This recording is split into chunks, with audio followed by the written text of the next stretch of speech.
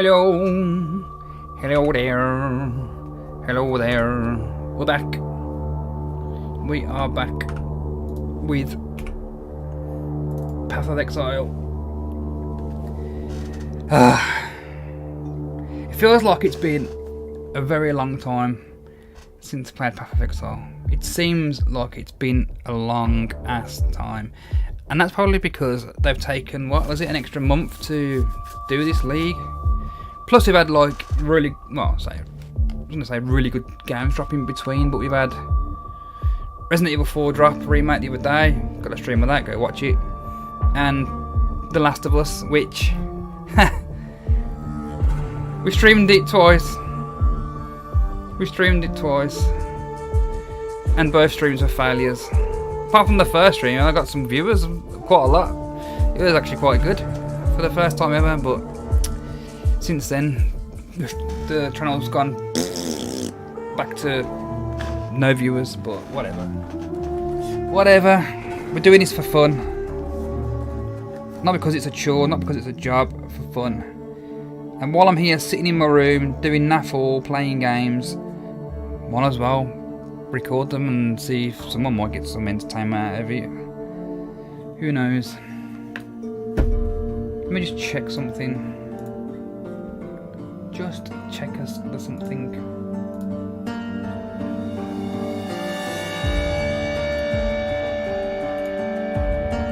Yeah, I was just checking I was live properly. Yeah, it looks good. Hopefully this is not too loud to me talking. I will shut up when the stream starts. I promise you I'll be quiet. I'll sit here like a good little lamb. And we will watch it together and see what happens. I want some kind of new lightning attack. That's OP. I want to do a lightning build, or even just buff arc. Buff arc because it's the best build in the game and everyone just does arc.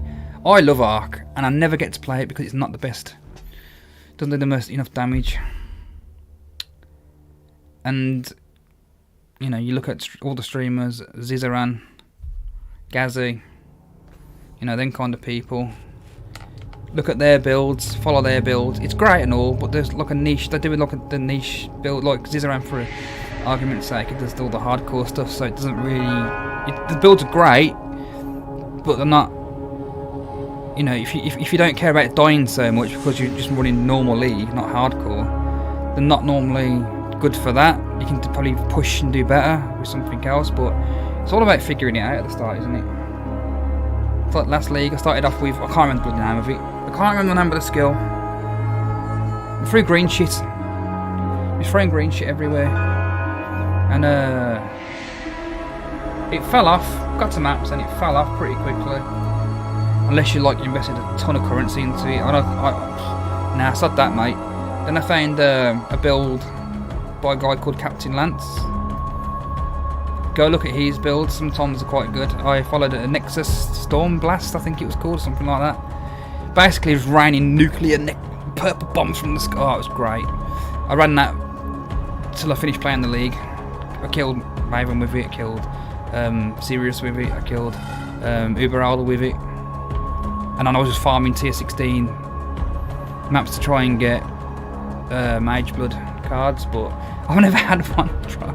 I never have anything like that drop.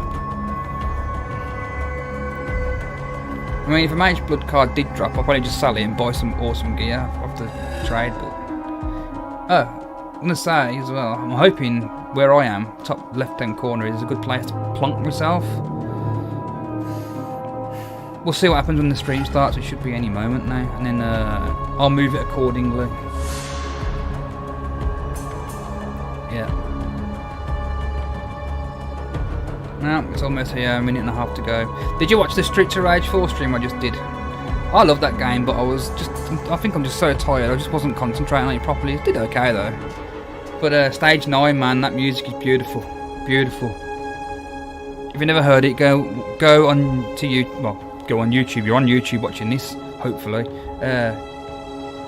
Type in Streets of Rage 4 Rising Up. Give it a listen. It's up there with my favourite gaming tracks of all time. It's so good. I've got some weird music taste when it comes to games though. Like there's a game called Thunder Force 4 on the Sega Mega Drive, and the last boss music on that just gives me chills, man. It's so good. It's bloody Mega Drive music. It's like, what? Mega Drive has some good music, what? But there are some really good tunes on the Mega Drive.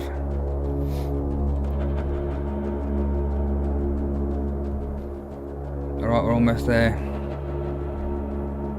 It's a shame Shurkit can't be joining us. He's got no voice today. But Arkham Fowls might join us, maybe. If he gets a chance to jump on for, even if it's like for 10 minutes. We'll see.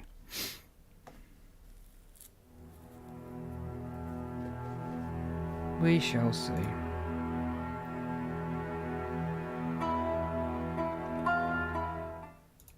Hi, I'm Chris Wilson from Grinding Gear Games. Thanks for joining us for today's livestream as we unveil Path of Exile Crucible, which launches on April 7th on PC and Mac, and on April 12th on console.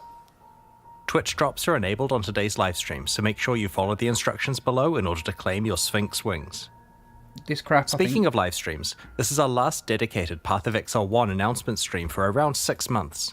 That's because our 322 expansion announcement will occur during the ExileCon livestream in late July. Set yourself a reminder to tune in, because we'll also be unveiling massive amounts of information about Path of Exile 2, including revealing the date that its beta will start. Okay, back to today's livestream. Here's what you can expect.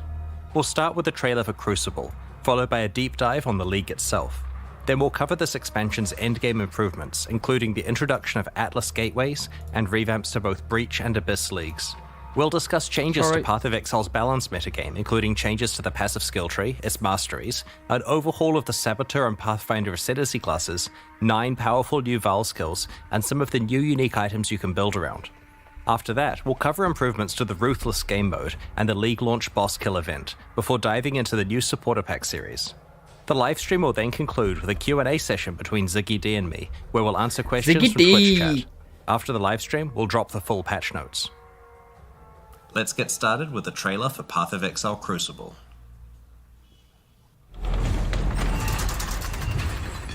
Here we go.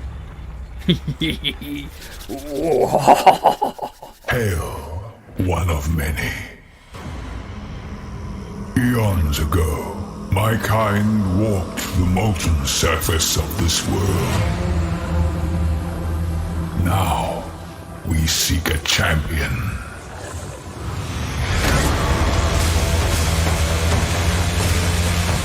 Is that lightning? You must endure the heat of the Crucible.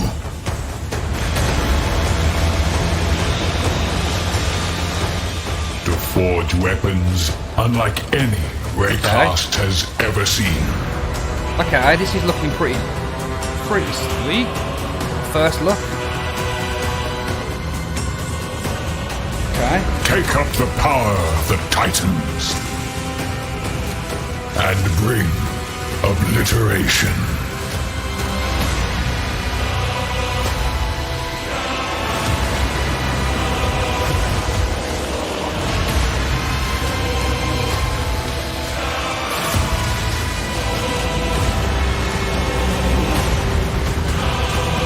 I'm not a fan of Abyss, so I'm not really bothered about that. It's good. Breach, I'm not a fan of Breach. Gateways. Is that what I think it is?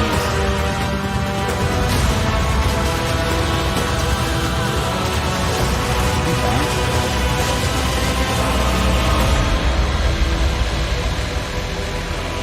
There you go, folks. April 7th. That's not too far away.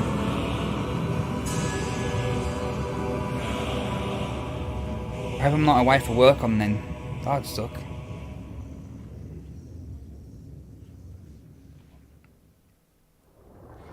In Path of Exile Crucible, you'll learn about an ancient race of titans who once shaped the primordial surface of Raycast. In this league, you will earn the ability to forge their power onto your weapons. And what form does that power take? In an iconically Path of Exile way, it's the ability to imbue your weapons with their own passive skill trees. These Crucible trees can have quite an impact on your character build. For example, in addition to the regular mods on this bow, its Crucible tree grants additional physical damage, physical to chaos conversion, the Master Fletcher notable passive, improved grace effect, and level 10 lesser multiple projectiles. Okay. While this is certainly a decent tree to get, it's not even the maximum depth and could be even more optimized for your build. In order to forge these powerful trees onto your weapons, you'll need to complete Crucible encounters. There's one in each area. Is there any weapons? Each encounter takes place at a Crucible forge. As you approach the forge, you'll have the choice of which of your equipped weapons you want to focus on. This can include ones on your alternate weapon swap if you want to improve one you're not currently using. After selecting a weapon, you channel it at the Crucible forge to spawn monsters. Right. The longer you channel for, the more dangerous and rewarding the encounter becomes. Oh, we're pumping that As baby you spawn up to additional the top. monsters, they combine together to create larger and more fearsome foes that grant even more experience for your Crucible passive tree. Being able to ramp up the difficulty of the encounters is a double-edged sword. While it gives you the opportunity to make rapid progress on your Crucible weapon crafting projects, it comes with significant risk to your character. It's easy to accidentally overwhelm yourself and make an encounter that is too dangerous. Good luck, hardcore Channel carefully players. and adapt to what your character is capable of. When you first find a weapon, it doesn't have a Crucible tree unlocked. Channeling that weapon at Crucible encounters will unlock and reveal its tree, as well as allocating the first skill. You can only allocate one skill at each tree depth, so you'll need to decide which path through the tree is best for your build. As you get deeper into a tree, more and more experience is required to unlock skills. The final depths can take quite an investment and can only be found rarely on in-game items, but also have some of the most powerful properties. For example, this wand has 2 depth 5 skills to choose from. One of them allows all damage from your Freezing Pulse and Eye of Winter skills to poison, and the other allows various brands to be attached to your Summoned Reaper. There are many such modifiers to skills that will enable very interesting build combinations. Yeah, it's going to be a In bit addition to all overwhelming at types of first, weapons, shields can also be empowered with their own Crucible trees. Here's a relatively simple low-level example. It gets a bit crazier as you approach the endgame. Speaking of the endgame, in endgame Crucible encounters you'll occasionally find igneous geodes, currency items that can be cracked open to reveal a primeval remnant. This is a map-like item that grants access to the Forge of the Titans, the culmination of your Crucible journey. These primeval remnants always generate as rare items. Half of their mods are upsides and half are downsides. The upsides generally increase the rewards of the area or add special crafting options. For example, causing monsters to drop divination cards or magmatic ore, a form of tradable itemized Crucible tree experience. The downsides are quite punitive compared to most endgame maps. Ideally, you'll want to find a primeval remnant that is really rewarding upsides alongside downsides you can handle. If you don't think you'll survive a visit to the Forge of the Titans, trade the remnant away to someone else and gamble on cracking open another geode. If you survive and manage to reach the end of the area, you'll find the aforementioned forge, which allows you to merge Crucible trees on 2 items together. The way this process works is that you provide 2 items of the same class. For example, a pair of bows, a pair of shields, or a pair of one-hand axes. One of these items will be melted down and applied to the other, which will keep its regular properties. Their Crucible trees will be merged together in an unpredictable way, taking elements of each one. This is a little reminiscent of how recombinators applied to item mods, taking parts of each Crucible tree and merging them together, as well as randomly upgrading, downgrading, or mutating skills on the resultant tree. Okay. While this process can create some really powerful trees if you get skills you wanted from both items, it can also completely wreck your precious trees, so take care choosing which you risk combining. Also, like recombinators, there are ways to manipulate the system to improve your odds at getting certain outcomes. For example, any skills that have been allocated are more likely to show up in the resultant Crucible tree. By default, you can only add Crucible trees to non-unique items, but it's possible to get a mod on the Forge of the Titans map that allows you to imbue a unique item with a Crucible tree, which can then be leveled up via regular Crucible encounters. To combine Crucible trees on unique items together, you'll want to find a crystalline geode and crack it open to reveal the secret higher level version of the Forge of the Titans. I probably shouldn't say too much about it, but it will let you do some interesting things with Crucible trees. There's an important thing to note about Crucible trees on unique weapons. In addition to being much harder to unlock, there's a special rule about how they can be combined. A unique weapon must be combined with another copy of the same unique weapon to merge their trees together. Because this destroys one copy, getting a good Crucible tree on a unique weapon makes it insanely valuable. It may also raise the trade value of all unique weapons by quite a lot, as players sacrifice them trying to create perfect Crucible trees. Occasionally, you'll find a Crucible passive skill tree with a special skill that indicates that the item will sell to vendors for a specific item in addition to its regular sale price. These vendor skills usually occur relatively deeply in the tree, so take some effort to allocate, but usually don't block skill choices you'd make when leveling the item up for use. The presence of these skills presents you with an interesting choice about whether you want to use the item or sell it to a vendor, and whether you want to spend your Crucible experience either revealing new trees to hunt for good skills, leveling up items to use, or leveling up items to sell. Crucible also features its own unique items you can earn. For example, El Abin's Visage, a unique helmet, is special in that it's the only armor piece other than shields that can receive Crucible passive skill trees. Wearing it allows you to double down on certain properties that are only available through these trees. There are several other unique items exclusive to Crucible for you to discover in this league. Crucible is a dual combat crafting league with a focus on encounter difficulty scaling and deep weapon customization with a power level that we have never seen before. Without a doubt, some of Path of Exile's most powerful weapons will be forged in Crucible. We can't wait to see what you manage to create. Like all recent Path of Exile expansions, Crucible includes a lot of changes with the goal of improving Path of Exile's endgame. One area we wanted to address was mobility on the Atlas passive tree. Often, you'll find yourself in a situation where you want to specialize in leagues that are on entirely different sides of the Atlas tree. Or maybe you want to focus on the type of altar that isn't near the leagues you have picked.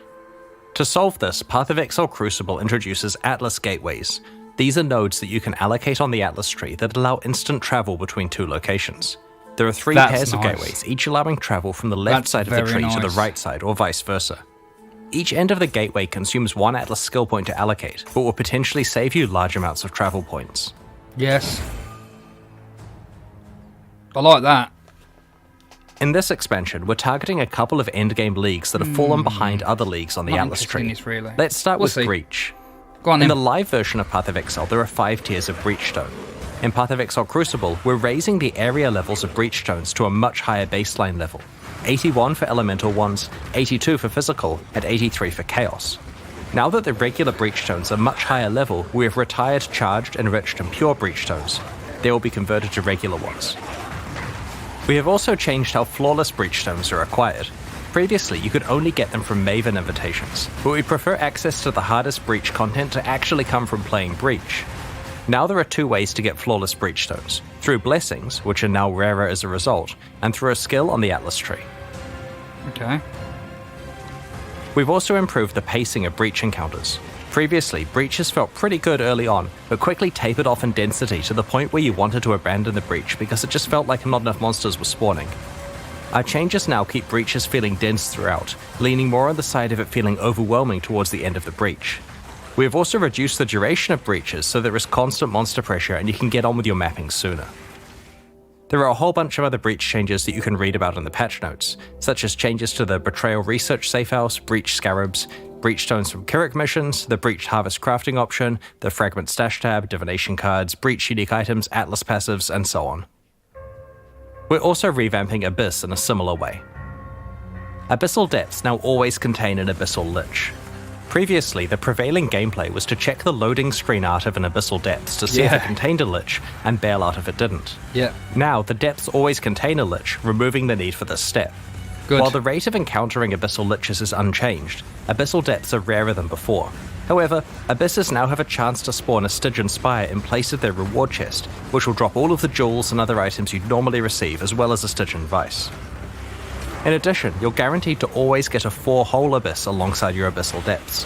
Previously, Abyssal Depths could only spawn immediately after a single Abyssal hole, which prevented you from getting full value from the Abyss. The Lightless Legion notable passive has been replaced with a new skill which grants Stygian Spires in your maps drop items with +1 to item level. This is intended to allow players to continue to be able to obtain item level 86 Stygian Vices and other base types as a reward for specializing in Abyss. Okay. The small passives leading up to this notable passive have also been replaced. We've done a balanced pass on Abyssal Lich encounters to make them more appropriately difficult relative to the current standard of endgame encounters. Abyss uniques have had some balance attention also, and the details are in the patch notes. Overall, these changes should ensure you can play a wider variety of leagues in the endgame, both through being able to access them more easily and because Breach and Abyss now feel far more modern and competitive with other popular league content. We'll see, Chris, we'll see. A big goal of the Crucible expansion is to provide a lot of new ways to build characters, and to breathe new life into older builds. To achieve this, we're doing two things. Firstly, we have created many more interesting options for one of Path of Exile's core build systems, the passive skill tree, by overhauling many of its masteries. Secondly, we have revamped two specific ascendancy classes. As we reviewed the masteries on Path of Exile's passive skill tree, we realized that a lot of the choices were rather bland and could be a lot more exciting. We went through the masteries one by one and tried to come up with as many interesting stats as we could, ignoring what was currently there. Once we had a short list of high quality stats, we added in the existing ones that used to be on each mastery and picked the 6 best. All of the leftover ones have been saved for later or used in places like unique items. This process was performed on approximately half of the masteries on the tree, initially targeting the ones that needed the attention the most. Previously, some masteries only had 4 options, so we've tried to increase as many as possible to 6 options. We've also added a couple of new mastery types that we felt were missing. Let's look at an example, the life mastery choices. You can see some of the interesting new options, such as the ability to manipulate your low life and full life thresholds, which allows you to more effectively use the damage while on full life support gem and many unique items. Getting a large increase to maximum life when you have no life on your body armor not only works really well with a whole lot of unique items, but also opens up new prefix composition options for rare body armors. That's Here cool. you can see the armor and energy shield mastery has more options available than before. The other thing we focused on with this one is tying the mechanics together better. Instead of some being about armor and some being about energy shield, we've tried to make sure each really emphasizes having both armor and energy shield. Not sure about that. On the Leech Mastery, we've combined the 3 increased life, mana, and energy shield recovery stats into one choice that affects all of them. The space we've freed up has been used to add some powerful new options, such as a portion of your Leech applying instantly. The Spell Suppression Mastery also has many interesting options. Your chance to suppress spell damage becoming lucky is extremely useful before you've optimized your gear and haven't reached 100% yet. The third option rewards you for stacking more than 100% spell suppression, which previously had few benefits. Now it's something you can plan your itemization around. While looking at masteries, we noted that there were some mechanics that didn't have enough passive tree support, so we decided to add some more options and passive skill choices for those mechanics. We also wanted to grant more access to certain types of masteries in specific parts of the passive skill tree. For example, in order to allow more access to the attack mastery, we've added an attack cluster by the Templar and one between the Ranger and Shadow. We wanted to create more access to other forms of recovery such as regen and recoup, so we've added some new passive skill clusters. Note that there is now a new mastery called Recovery. We've also added more capacity for investment in certain mechanics that we felt could be improved, such as link skills, stun mitigation, and marks. These mastery improvements and passive tree changes are just some of the ones introduced in Path of Exile Crucible. We look forward to your feedback on the rest when you check out the passive skill tree next week. While going through Ascendancy classes, we identified 2 that needed work, the Saboteur and the Pathfinder. Both have been significantly changed in Path of Exile Crucible. These changes reinforce their respective identities while adding some new options to build around. The Saboteur is definitely the Ascendancy class most aligned with traps and mines, but the old version of the Saboteur made it difficult to play anything but traps or mines. The new version has more builds available, including a whole new specialization, Triggers. There are 2 notable passives that help with this. Like Clockwork grants you the increased cooldown recovery rate stat, which is a pretty rare one. This is great for triggered spells as it indirectly increases their damage. This notable also makes your enemies have longer cooldowns, which can be useful in certain boss fights, for example causing the Maven's memory game to occur less often. The Perfect Crime notable passive summons 2 trigger bots, which override the location of where a triggered spell is being cast, and instead causes it to trigger twice, once from each of their locations. The layout for the Saboteur's Trap and Mine Ascendancy passives has changed, so that there aren't separate 4-pointers for traps and mines. Now each one has a 2-pointer that is connected to the same shared 4-pointer. Alright. Okay. We've also completely reworked Bomb Specialist to be specifically tied to area damage, so it's a slightly more general skill. It both gives you some area damage as well as some defense against incoming area damage against you. The Pathfinder has been overdue for some attention, especially with recent features such as concoction skills that she could get the ability to specialize in. We also wanted the Flask-themed Ascendancy to have a proactive way of improving Life Flask usage. Master Distiller allows you to turn most of your skills into concoction-like effects. Master Surgeon now effectively gives all of your life flasks the Enduring effect, previously only found on mana flasks. Finally, both of the major flask-themed branches now have some form of flask charge recovery. Okay. There are other improvements to the Pathfinder ascendancy, such as Nature's Reprisal, now interacting with Wither to improve all forms of your chaos damage, rather than just attack forms of it. Check out the full details in the patch notes that we'll be posting after the livestream.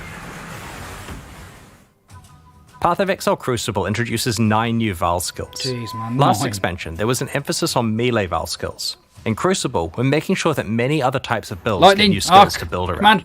Val skills let us introduce quite powerful effects that we couldn't normally give to a regular skill that can be used constantly. They also implicitly act as a buff to the underlying skill. I don't know. Val Absolution upgrades one of your Sentinels of Absolution into an Apparition of Innocence. Okay. You can only have one apparition at once, but just check out these massive AoE skills it uses. Val Arctic Armor instantly encases you in ice, preventing non-instant actions including movement, but granting massive damage reduction against hits. After a short duration, it also starts to regenerate your energy shield and mana at a fast rate.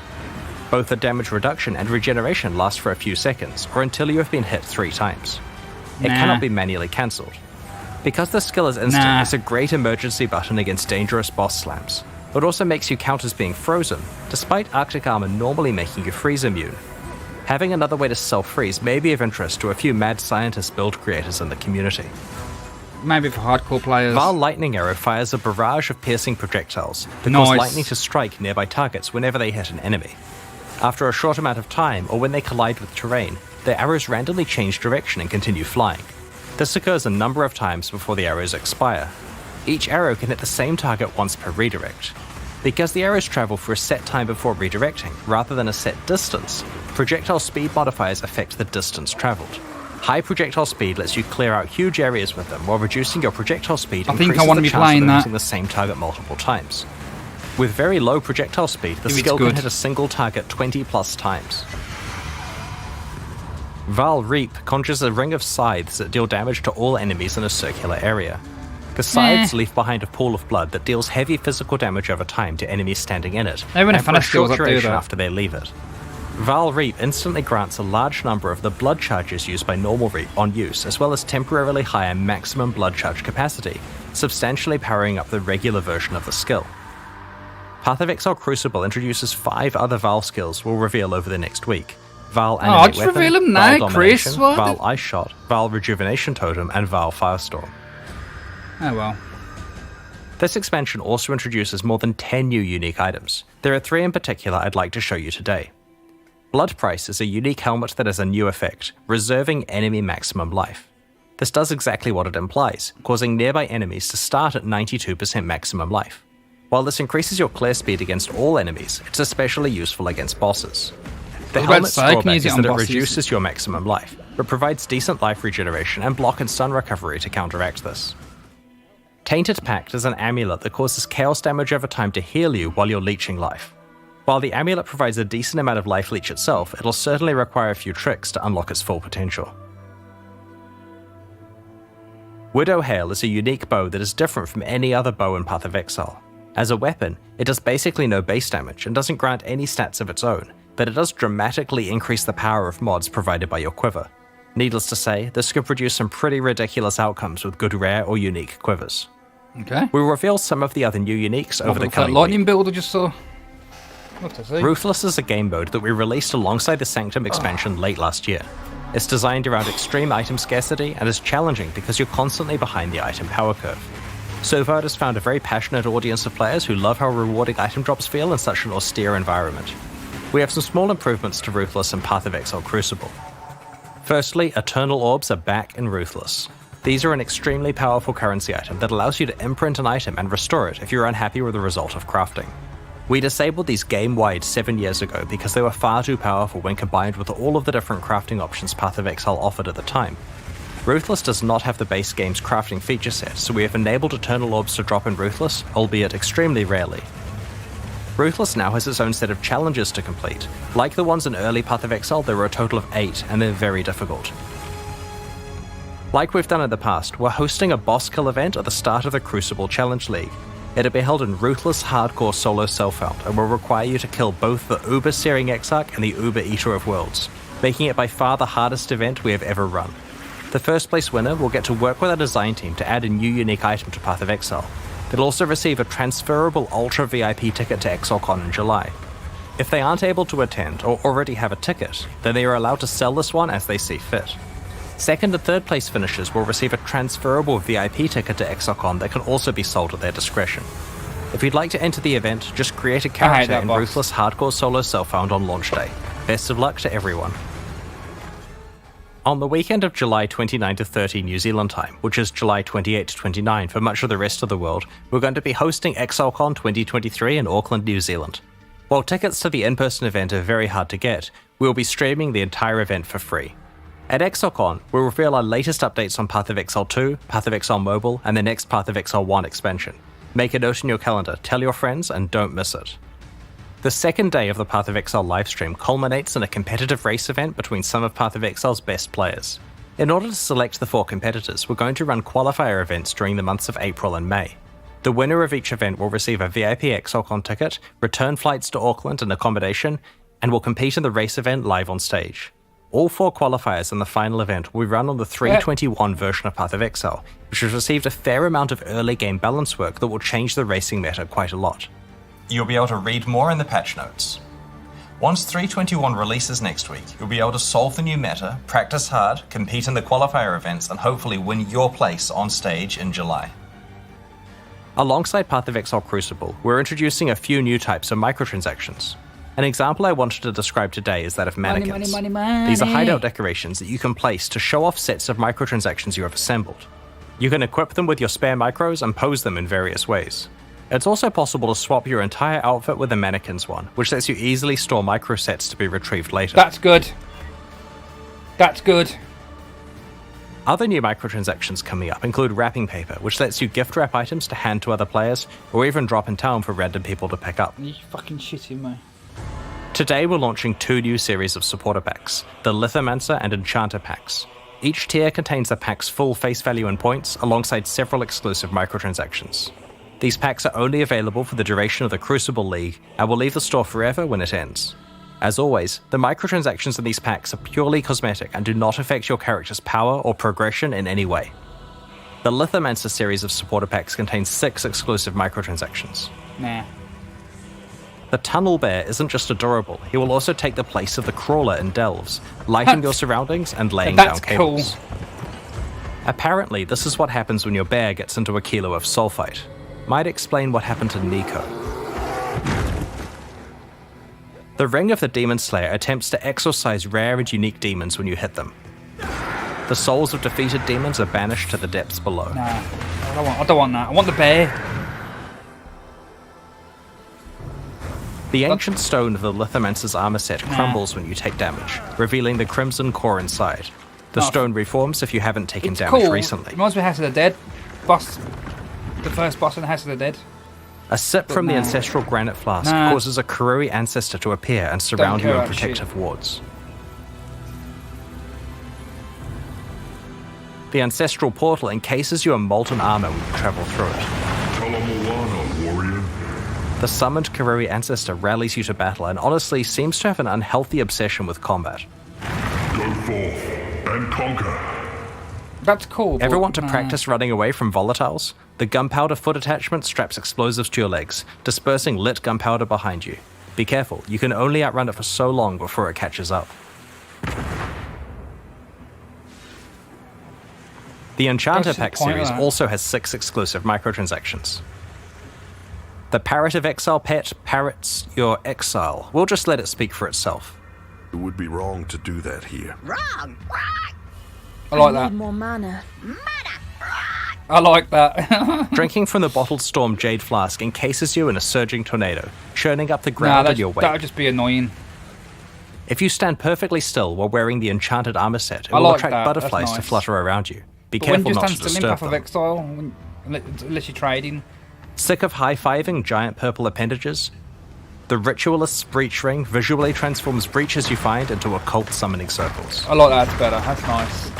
The Enchanter's Crafting Bench replaces the normal crafting bench in your hideout with a suite of tools fit for a master artisan.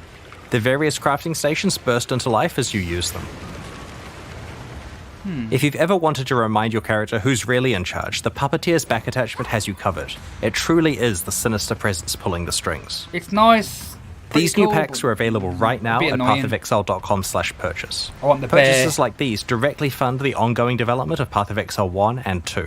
The bear is the one thing I Meanwhile, want. the Forge and Gemling packs leave the store forever at the launch of the Crucible League, so now's your last chance to purchase them. Thank you for your continued support. We're about to start the Q&A with Ziggy D. After that, we'll post the full patch notes for Path of Exile Crucible. As we approach release next week, our community team will post Crucible's challenges, information on how to update your item filters, more skill gem details, and information on how to prepare for Crucible's launch. On release weekend, we expect to launch the new mystery box and this season's Kerrick's Vault Pass, which can be purchased with points and has a new free track available. I wonder if I got any points. Thanks for left joining over the from stream last today week. and checking out Path of Exile Crucible. We can't wait to forge some powerful weapons with you next week. The Q&A will start shortly, so please get your questions ready. Let's have a look.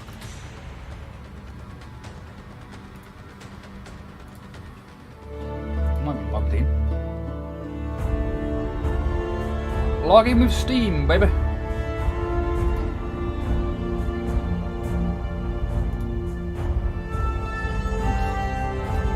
Gotta get the old Steam mobile app on the go.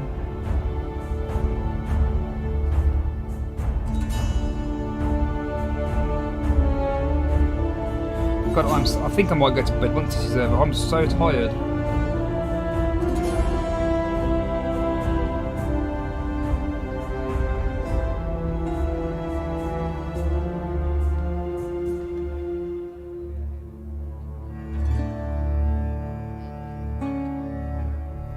Sign in.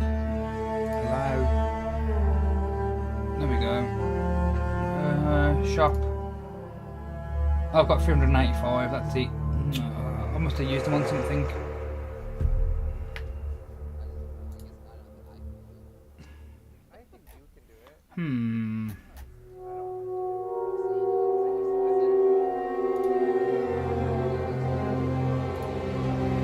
Where'd I buy?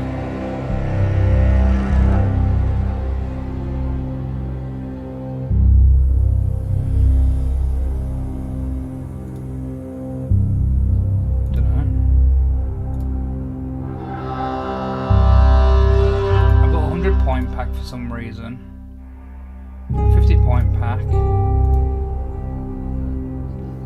and then I bought the Cement support pack. I bought. That's where all my points went. Then I think.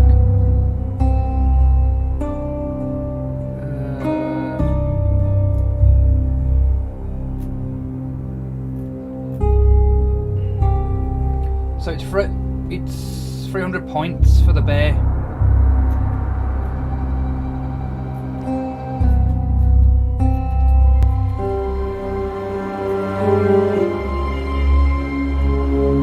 The breach one, 600 points. I'm not spent. I'm gonna get the bear. So it's 300. And how much have I got? 385.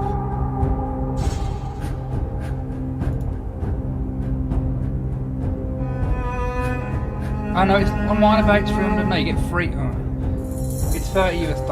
Jesus, it's like 25 quid just to get. It's not worth it, man. If you could get the bear for like, I don't know, 3 quid or something.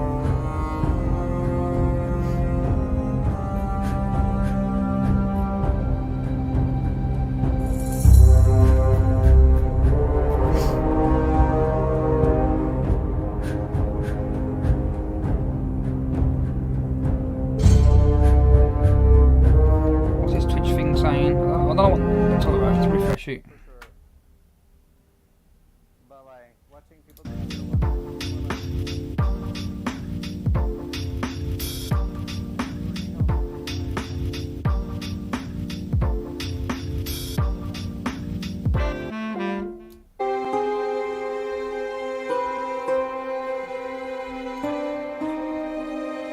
I've already got that running. If you haven't done it yet, make sure you watch someone on Twitch that says Zizaran or Gazzy TV or Lily DS. I'm sorry, is it DS Lily? DS Lily, I think. Yeah, DS_Lily. You got Pox as well, POHX. Preach is also watching. I'm not sure if he's got the drops on though. Kirby Back members online. MB Extreme. I've got Zizaran in the background on.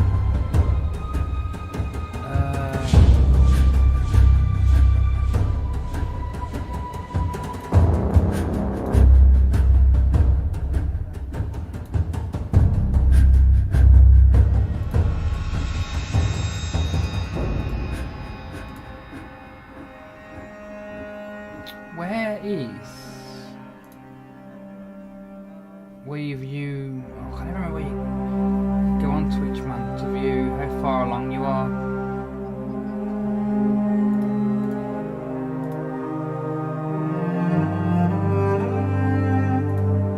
Oh, here it is. I found it. 75%. God, man, why am I so warm? It's really hot, man. Let's put this fan on.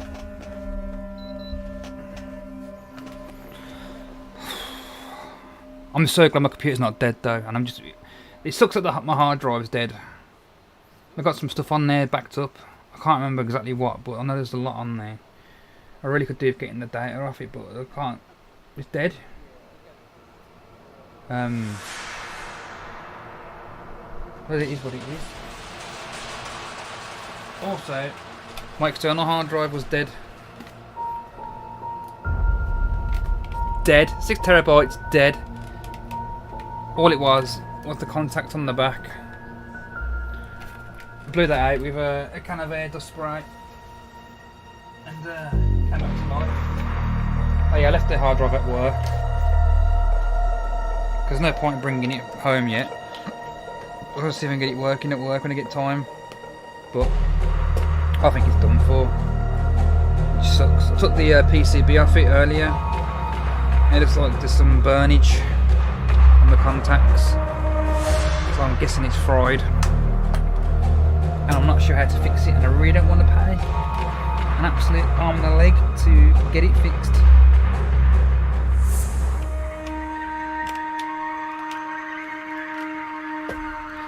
I just want to plug my external 6 terabyte in just to make sure it's still working.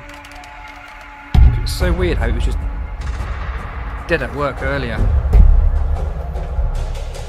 Give me a second.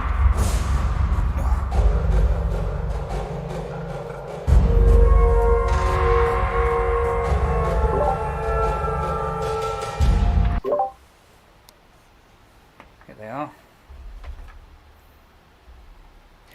G'day Exiles, Ziggy here. Welcome back. I'm joined here once again by Chris Wilson. How you going this morning, Chris? Going well, thanks. Thanks for hosting. That was a pretty spicy, hot reveal stream. The final one before ExileCon, and the last reveal apart from ExileCon's reveal for POE 1 potentially? Yeah, well, we'll be having, basically, during the keynote for ExileCon, obviously we'll be dumping all the juicy Path of Exile 2 info, but after that we'll have essentially the Path of Exile 1 322 expansion livestream taking place from the main stage there. The ending of an era. It's kind of bittersweet. A decade of Path of Exile action at this point, coming to a close, but moving into Path of Exile 2, obviously very exciting. So we won't be probing into that too much here because that is for ExileCon. So for now, let's talk a bit about Crucible. Has there been any reference to Titans and this very early stage of Rayclestian history before now, or is this kind of new ground that you folks are exploring this time around? We like to come up with a mixture of taking something that's referenced and then expanding on it. And I don't want to spoil too much of the investigation of where this is referenced in the game, but we recommend looking into the Red Blade Warbands faction. That's a good breadcrumb place to pick up. The lore experts can begin their investigations there. So the main feature, I think, of Crucible is the power that it's offering players here. How much power is there in Crucible, and are there any drawbacks to that power? Well, you can definitely view this as pretty strict power creep on weapons, let's just say that. I mean, I'm pretty sure that there haven't been Path of Exile weapons this powerful before. So you're not sacrificing anything by having a weapon tree on the weapon, it's just purely upside. But many of the individual skills do come with their own downsides, and you can choose whether to allocate those or not. And so on a weapon by weapon and skill by skill basis, you're definitely going to have to make decisions about what's best for your build. When it comes to designing like power that has drawbacks versus doesn't have drawbacks, how do you decide which route to go? We feel that having hard decisions about weapons and build choices and skill use is really interesting. It causes you to have to adjust your build around drawbacks. We don't really want to make a game where you linearly just get the ability to kill monsters more quickly without having to think. We like the idea of finding a choice you can make where you're like, like this will increase my power, but I have to work around something else. Like potentially there's a skill that increases your fire damage, but makes it so that you have slightly lower fire resistance. Not a large drawback to work around, but it pauses you for a second and causes you to think, where can I get the resistance elsewhere? Now, I want to emphasize, many of the skills here don't have drawbacks. This isn't like, say, Scourge, where there's a corresponding drawback to every single one. It's just the case that for the powerful ones, we've put drawbacks on them so that there's a decision that you have to make. And it's typically the ones near the end of the trees that have the drawbacks, so they don't really block your choices very much early on. Yeah, it feels like a big difference compared to Scourge in that regard. But I've always thought power creep is good when it's interesting, when it offers you like different decisions and an interesting extra layer of customization. Do you have any more like most ridiculously powerful Crucible trees or nodes that you've seen in testing so far? There are some pretty cool combos. For example, if you found a skill that dramatically increases your cast speed at the cost of lowering your damage, then you may want to use, say, Summon Raging Spirits, because then your increased cast speed means you're casting way more of them, doing a lot more damage, and the decrease to your damage doesn't affect the damage of your Raging Spirits, so in that case you completely bypass that drawback and get something that's better value. We've also got some quite interesting conditional skills. Ones like, there's one I believe that grants movement speed if your dexterity is lower than 100. And so if you're able to make a build that doesn't have 100 dexterity, like for example you're just pure intelligence or pure strength, then you can easily take advantage of just a free movement speed boost. I wonder what the option is for low int characters. Could something like this ever go core in Path of Exile, or is it just too powerful? Like, it seems, I look at this and I think, no way is that going core. We intentionally do not have any discussions internally about whether something's going core until we've let people actually play the league and get some feedback on it, because it's premature if we think, yeah, this can go core, and then everyone hates it, or vice versa, then that's an issue. So we throw it out there, see what people think. When we do integrate leagues with the base game, we typically do make changes to make them appropriate for integration. Like, one of the many topics for this coming year is what are we doing about Sanctum, for example, and certainly there's discussion there about how we would make Sanctum appropriate for base game integration if it is going core. With these items having these Crucible trees and everything, you know, maybe the league doesn't go core, but these will go to standard in some capacity. Will they work in standard? How will that work? They will work in standard, yes. So you can rip them from hardcore to standard right away. It's gonna be good fun. It's worth noting you can't level them up or allocate nodes any further in standard. Like, you probably want to get the tree allocated correctly before you do ref it to standard. But yeah, you can use those skills over there. I imagine there's a lot of experimentation as well, because you potentially want to, like, looking at the end game of this is to level up multiple different weapons, selecting the best nodes, and then combining them together until you get like a blend of your perfect ideal nodes. And I imagine that could take a while to get the perfect one. Certainly, yeah. There's a lot of cool stuff that can happen that we learnt from recombinators. So there's quite a big grind to get perfect stuff, and then when you're looking at it on uniques, for example, the grind is even larger. Like, we're really excited to some extent about how the concept of, let's say you want to have a like Starforge or something that's got the best tree on it. How would you actually do that? And it requires quite a concerted effort from most of the community of online players to achieve that, but possible. Now, can you respec or change those Crucible node allocations? Yeah, if a skill has been allocated, like as in you've chosen the skill, you've got all the experience towards it, you're gaining the benefit from it and so on, then you can scour it with an orb of scouring. So that will unallocate that last node there. And then for the ones that you're working towards that you haven't allocated yet, you can instead retarget the effects, the efforts of the next Crucible encounter you do towards a different node. And I wish I had a graph up so I could demonstrate it. But essentially, if I'm halfway through leveling up to one of the two choices I have at a certain intersection, and I instead want to work towards the other one, I can just freely swap across. And once it's allocated, I have to use a scour to undo it and get that experience back. Excellent, that makes sense. Are the nodes available on two-handed weapons more powerful than one-handed weapons? Sorry. Yeah. Yeah, oh, sorry, I was just doing a quick dev check to make sure I wasn't making stuff up. Yeah, nodes on two-handed weapons are more powerful than one-handed weapons. You could think of it as, broadly speaking, if you have a two-handed weapon, you're getting the same rough power that you would from having a one-handed weapon dual-wielded or with a shield. Certainly makes sense, and that kind of like feeds into the next question. Like, quivers aren't craftable because a bow is a two-hander and gets that power level, I assume. Correct. Yeah, we had the choice there of, do we want a bow to be balanced like a one-hand weapon or balanced like a two-hand weapon? And we thought, well, probably balance it like a two-hand weapon and just ignore quivers. It means that we can double down on having powerful bow effects, and players only have to, in that case, craft a tree on one item. Did you ever feel like maybe we should give a special exemption to face breakers and similar items that have you not equip a weapon? It's been discussed, but We don't want to have a philosophy that every Path of Exile league must work on literally 100% of builds to its fullest potential, because that really constrains us to really watered down leagues. So in a case here where a Facebreaker character potentially just doesn't get a boost like the other characters do, I mean, they can still play just like they could last league, it's that they're not getting to enjoy the, the main hand weapon damage they're getting from this. They can obviously still craft a shield or various unique items. Yeah. Now, Crucible's like these passives specific to weapon types. I assume bows and melee weapons will have different nodes because they want different things.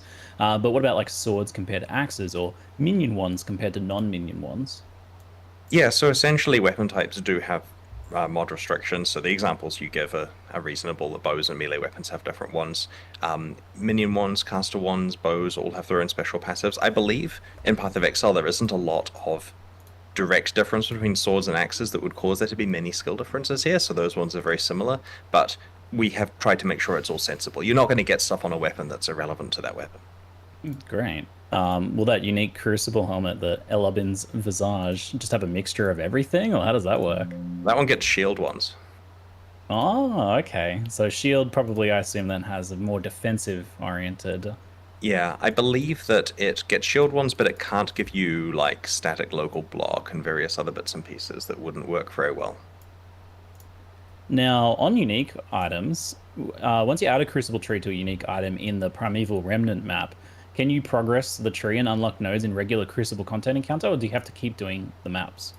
You can unlock nodes the regular way. So basically, doing that map, if you get the mod on it that enables you to put a Crucible tree on a unique, and I should add that's a moderately common mod, but certainly requires you to get lucky and get it, then you've kind of unlocked the ability for that unique to then have a tree that's explorable. At that point, you can then just go back to regular content in your regular endgame maps and level it up. It's only when you need to get a second copy of that unique unlocked and or do combining that you need to go back to the Primeval Remnant maps. Now, viewers are always looking for clever ways around the system. I saw one that was, if you take a item that already has a Crucible tree and chance it into a unique, does that bypass the Primeval map requirement?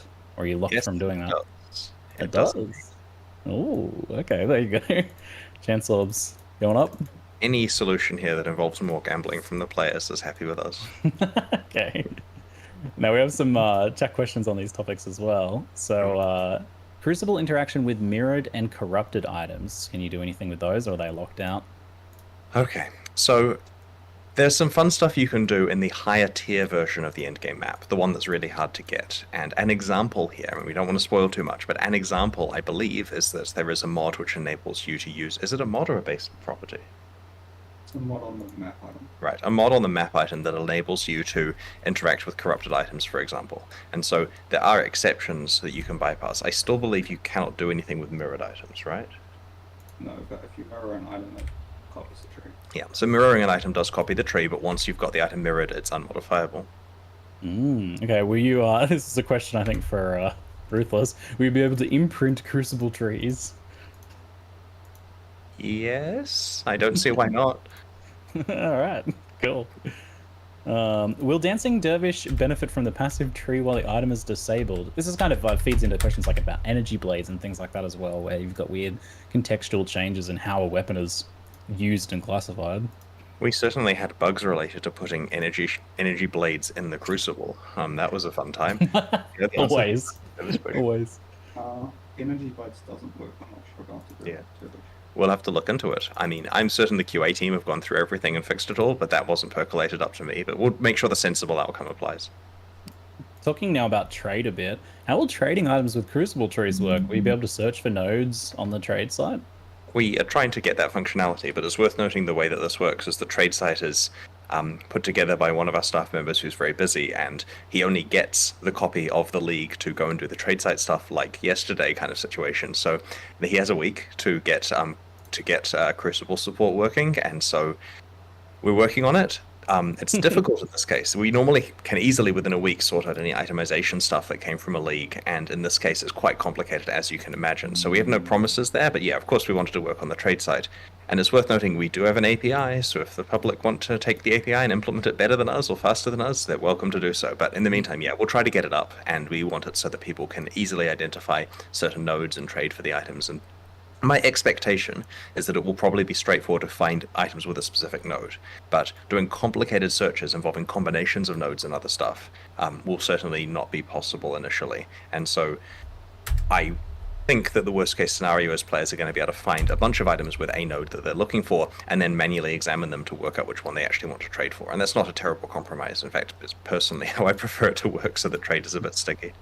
I know. The poor developer, though, I imagine this is quite the nightmare on the web dev front, but I hope they take our energy and other building also take our energy. Now, magmatic ore was something that was kind of just subtly referenced in there. It was said to be a way of having tradable, itemized Crucible tree experiences. Hilarious comment. Can you tell us anything more about what these are and what they do? Right, so it's Crucible tree experience rather than experiences, which means you gain experience for the tree that you've got. So you consume the magmatic ore, and it levels up your item as though you'd done encounters. And so it's worth noting, this is not meant to be the efficient way to level up items, right? It's certainly not the case that people are going to bypass the encounters and just go and trade for these and they never have to actually play. This is a really inefficient way of doing it, but it is possible. If you're currency rich and time poor and need to find a way to get that last bit of experience, then this is a way to do that. It's kind of like a faceter's lens being a single use item that grants the experience, and I suspect that, you know, it's obviously going to be priced in the economy based on how useful it is, but at the end of the day, it's not going to be the primary way that you level these items up. Right, gotcha. I mean, I feel like if there's a way of efficiently playing the game by not playing the game, someone will figure it out. In general. Yeah, it's dangerous for us to add, but we do like the idea of a limited amount of tradability here, and there's various ways to get it as well, which is interesting. Like there's cell nodes on the trees, as we call them, the ones that you can vend. You can vend the item to get some.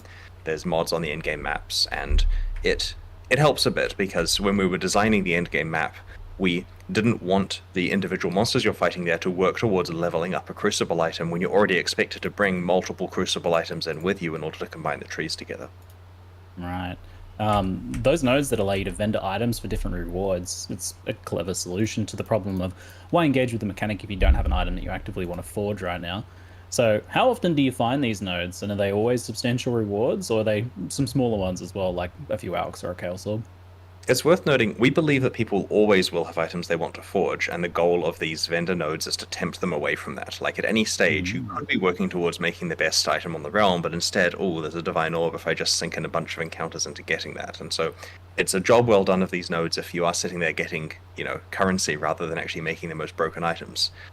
Having said that, we suspect people will work out the value of the broken items and realize those are worth going for. In terms of how often you find them, they're mostly in the end game, and they're not too common. Like, you're not going to be sitting there with a stash full of them trying to, just swim in currency. But at the same time, you'll probably have access if you need one and you don't have a thing you particularly want to focus on at the moment. It's just so encounters don't feel entirely wasted. There are also some cool little tricks and combos that we aren't going to delve into, but it's worth having a look at that. In terms of what types of currency, it's various currency, starting at mid-tier stuff. If you do find things like Chaos Orbs, they'll be in larger quantity, and you'll have to do the math of basically how much experience am I getting versus what the currency payoff is versus what other opportunities I have for my time at the moment, and it'll be straightforward to work out which ones you're wanting to do and which ones you're wanting to trade away. On the maps side of thing, how rare are those geodes that you can crack to get those maps, the end-game content of this? So there's two tiers, and it's worth noting the acquisition here is subtly different than the way we normally do these maps. These are always rare, and they come through this stacked deck-like currency item, which is the geode that you crack open. And because it comes through the currency item, your ability to find rare items doesn't affect the rate that you find these. You're getting just currency, essentially, to get them. And then there's the unwrapping experience of seeing what the mods are on it. Now, the lower tier one is something you'll certainly play in maps. Often, right? It's, you're not finding it every map. Maybe you're not even finding it every 4 or 5 maps, but you are finding it pretty commonly. So you're getting a lot of access to combining trees together. The higher tier one, on the other hand, is harder to get because that lets you do some really interesting stuff. So that one is certainly pitched quite a lot rarer than the first one. And you're being pretty coy on these maps and what they entail and what the higher version does now. And this is for a few reasons, right? First of all the rates I'm talking about here, they're changing in this last week. This last week is the point where we massage it from being this works and is cool into a fine machine that works perfectly with the right, economic implications and so on. We're starting the alpha shortly, you know, in 10 minutes kind of thing. And that's going to give us really good feedback there. We've got a week of iteration now that everything is working and great, and so things will change. There will be more mods added, there'll be mods removed. And so if I go into too much detail of listing every mod, it's just going to be wrong a week from now when we've had time to really hone it. Fair enough. Let's talk a bit about the challenge of this league. So, the longer you channel the Crucible Forge in a map encounter, the more dangerous it becomes. What makes the monsters dangerous here? So, as you channel it, more monsters are spawned, and they combine into larger, more impactful monsters. Oh. So, higher tier monsters here, we've got an internal tiering system. The higher tier monsters are generally more likely to be magic, rare, or unique. And the longer you channel, the more damage and damage reduction every monster gets. Also, more difficult encounters are more rewarding. So generally speaking, play the hardest encounters you can. But it's worth noting, and this is an interesting question, everyone comes up with, is there a button I can click to bypass the channeling and just have the hardest difficulty encounter, right? Fair enough, no one likes having to wait a few seconds, but it's worth noting the hardest difficulty encounter will probably smear you to the wall. We want, and this may be wishful thinking because some Path of Exile players are very capable, but we're trying very hard to make it so that the highest difficulty encounters are significantly harder than League content that you may have accidentally run into in the past. Now, of course, you don't need to max it out like that. Maybe only do that if you have ridiculous twink items or something. We are also trying to signal this in the UI. This wasn't shown in the video, but we are having kind of like a temperature concept where the harder it's getting, the more you see the UI getting a bit angry at you. And so you know, I can generally handle about this amount of difficulty, and you've got an idea of where your character falls on the scale. You're certainly going to want to go as hard as you can, but our goal here when designing these risk versus reward leagues is to kill your character. We want to set it up so you overcommit and get nothing, because that way you'll learn your abilities and it's a little less gifty than if we just had every encounter succeedable.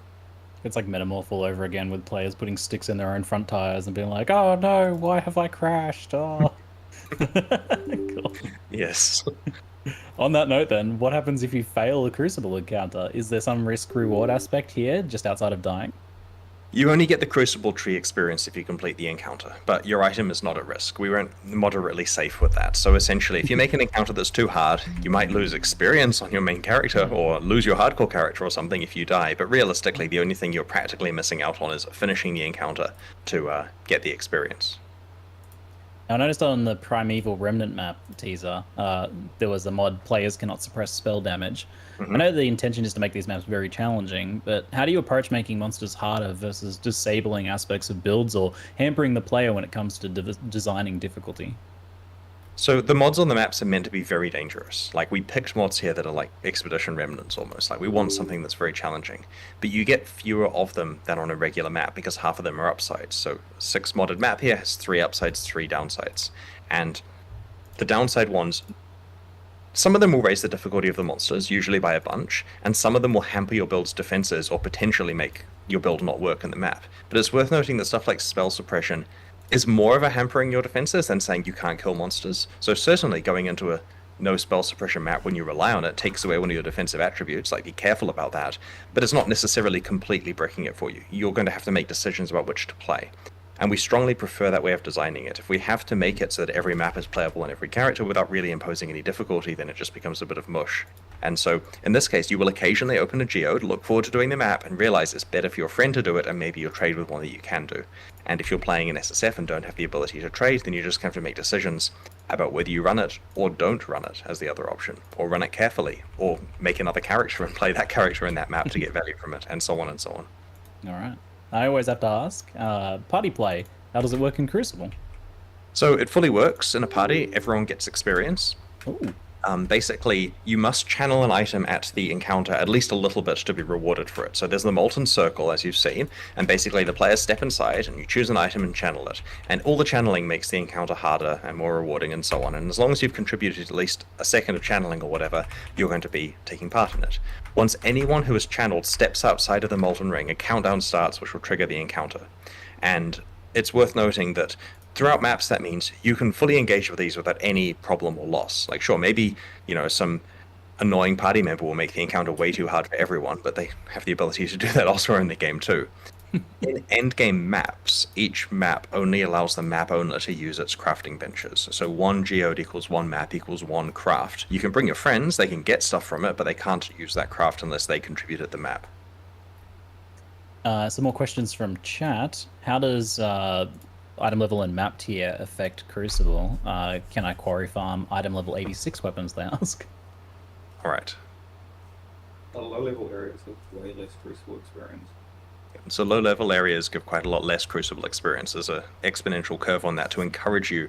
Like, you know, if you're playing somewhere 10 levels under you, you're certainly going to have a much better time just doing it in the maps that you're playing. Any other aspects that are worth mentioning? Item level affects how much experience it requires to level up. That's true. So the item level does affect experience costs for hitting certain skills. And of course, I believe that certain skills are gated behind certain levels as well, right? You really do want to be playing higher level stuff. Like, maybe there's some niche place where you can get access to a certain skill and it isn't too expensive to get it and you can quarry farm more efficiently, but you're kind of wasting your time doing that compared to just playing the maps that... In an old version of Path of Exile, where map scarcity was more of a thing, like in, say, Ruthless, where it's actually hard to play maps because it economically destroys you to play too many, then fair enough, quarry farming might be a more reasonable strategy. But I think that in contemporary mainline Path of Exile, you're wasting your time if you're spending too long in the quarry here.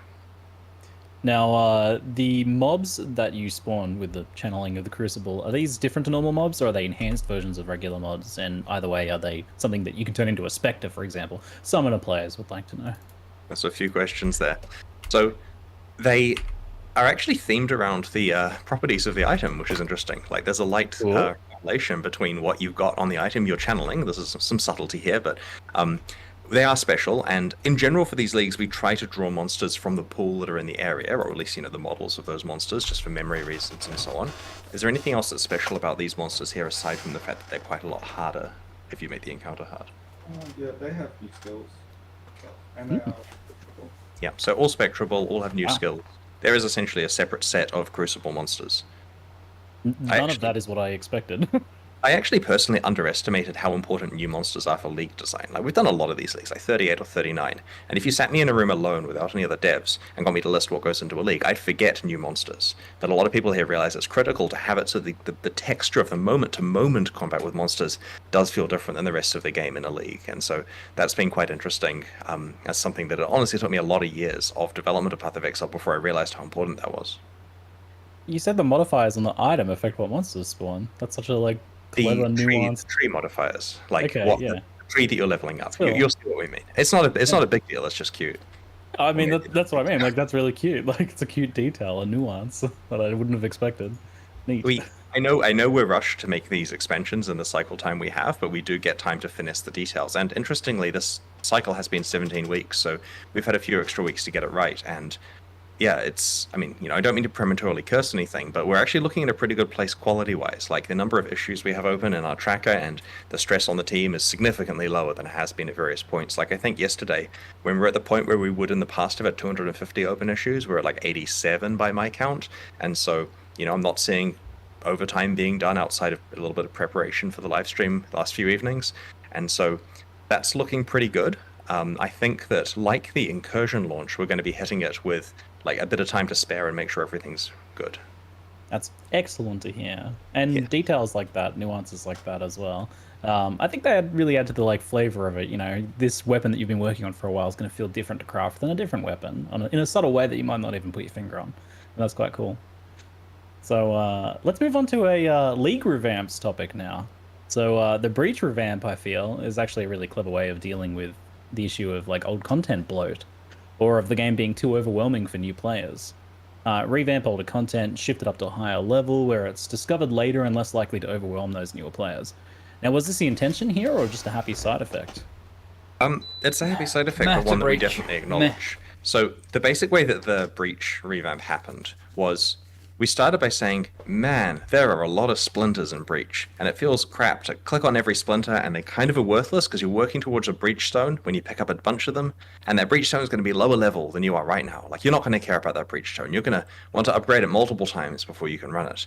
So how do we fix this? We thought, wouldn't it be cool if splinters were rarer, so they're impactful and there's less clicks, and they actually led to something immediately good? And so we realized, oh look, let's take Breach Stones and just like bump them up a bunch of levels and basically make Breach Stones themselves valuable, because in their current form it's like based around an old version of Path of Exile. And then we realized we can just remove 3 tiers of Breach Stones in this case, and we just cascaded the chain of tidy ups from there until eventually Breach is pitched at way more impactful, tighter than before, higher power level, more valuable splinters, and that's where we ended up. Will you still have to do things like click breach hands in the thick of combat and like pick up those kind of scattered drops afterwards? Yes, you do. And we think that clicking chests during the hectic combat with the chests vanish at the end is actually part of the fun of Breach. Like, here is a glimpse into another world where monsters are rushing in from all directions. What can you get? Can you kill them in time? Can you get the chests? Blah, blah, blah. It's part of the challenge of the short flash encounter here is to get as many items you can through whatever means. And so we didn't want to make it so it automatically gives you your entitlement of chest items at the end. Now, picking up scattered items is annoying. I get that, right? There's no, this is not an intentional thing that we're trying to make the player have to run around afterwards and look to see if stuff drops. But we didn't find any good solutions that solved all cases, right? Like, during this process, there wasn't an easy way of sorting that out that fit in with the other changes we're making. But we're going to keep an eye out on feedback. It's certainly something we're open to changing in the future if we find a good solution. The Abyss revamp looks great. I don't really have any specific questions about that one. Maybe chat will. But can we hope to see similar quality passes on more dated things in the future? Like, for example, Harbinger, maybe? Yeah, it's very likely. No promises, though, on when. Like, for 3.22, we haven't scoped out what in-game improvements are looking like yet, so it could well include Harbinger, or definitely not, and we don't know yet. And back to that kind of initial question, which was the idea of like content bloat or things being a bit overwhelming for new players. Is this something that you guys recognize as a major issue, especially in the lead up to Path of Exile 2 with a bunch of new players on the way potentially? We're always aware of the fact that Path of Exile is a complicated game with a lot of stuff going on, and your point about raising the level of Breach to take it away from, your introduction to maps is very valid. It becomes a thing where Path of Exile pretty well by the point that it's introduced, and it's difficult towing the line between... How to describe this? It's difficult towing the line between lots of content being available and content being introduced at a slow pace. One of our competitive advantages versus other action RPGs is the fact we have a vast library of old content that's fleshed out.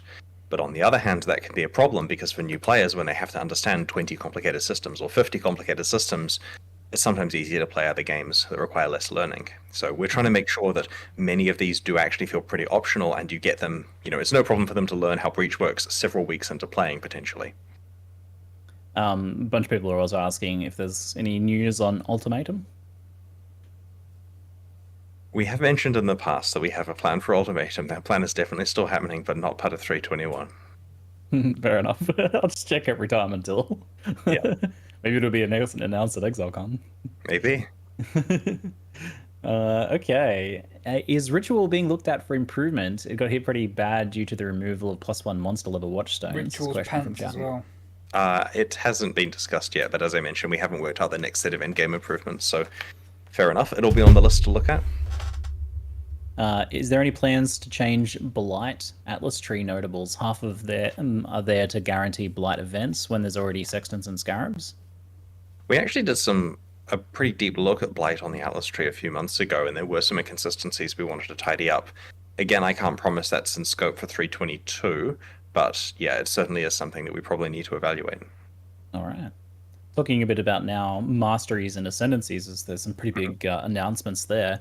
One in particular that really impressed me was the life mastery that gives 15% life if your body armor has no life on it. That kind of feels like a game changer in some ways.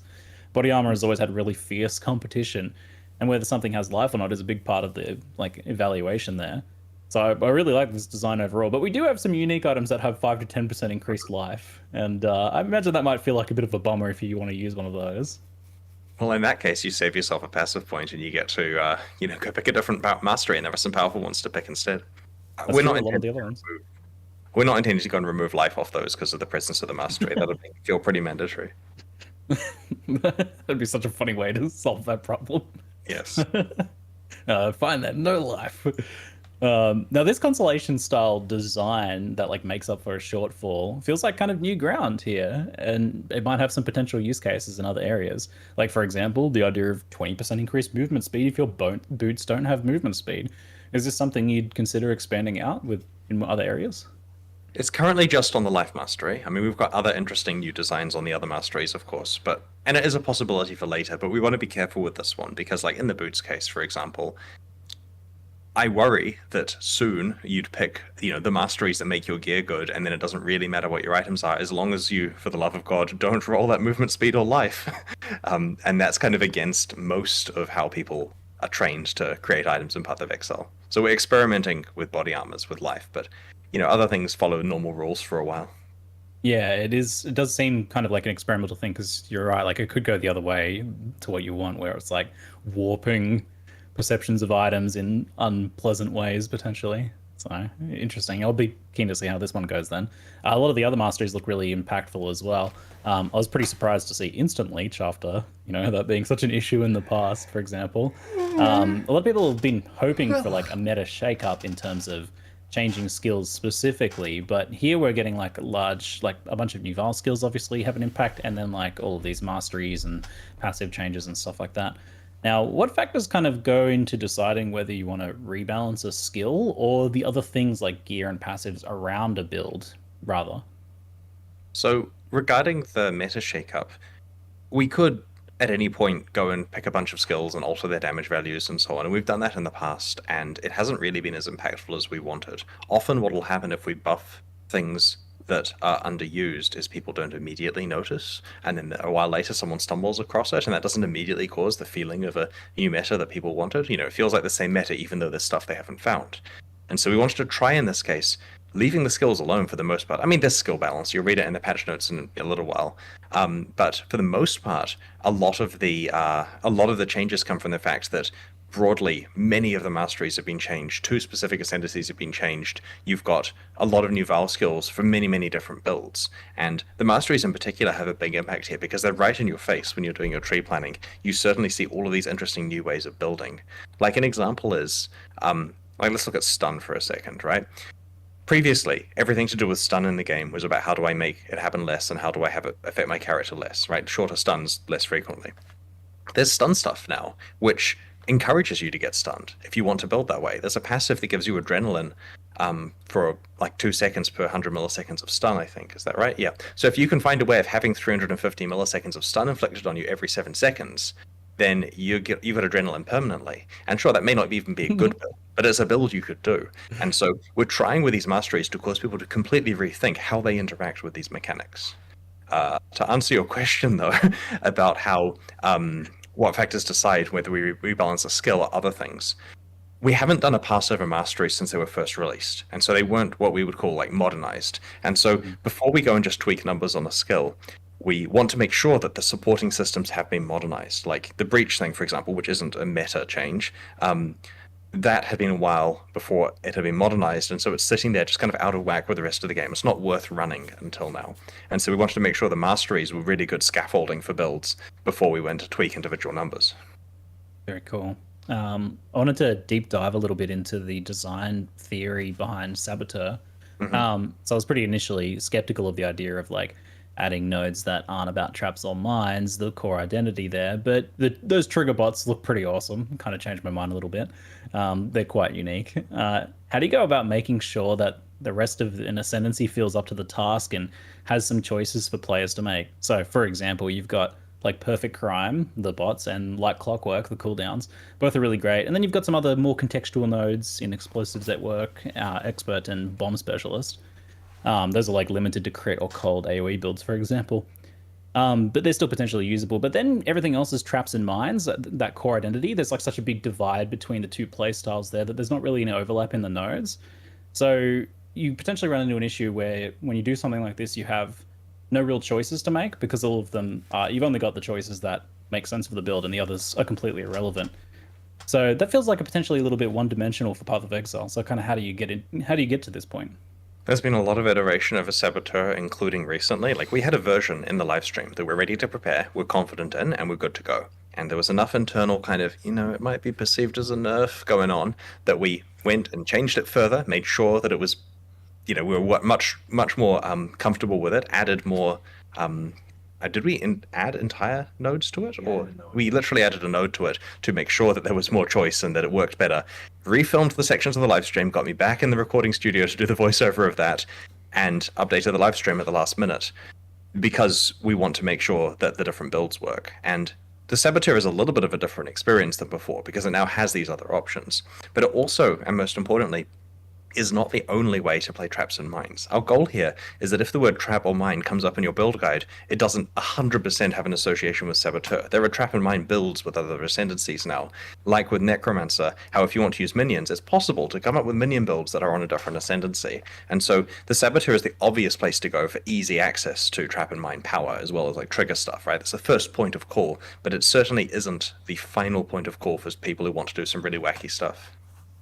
Yeah, and that kind of like raises a good counterpoint, which is like, while there might not be a bunch of different choices for trigger builds in Saboteur besides the ones laid out, you have all of the other classes to decide. So picking Saboteur in the first place is that choice.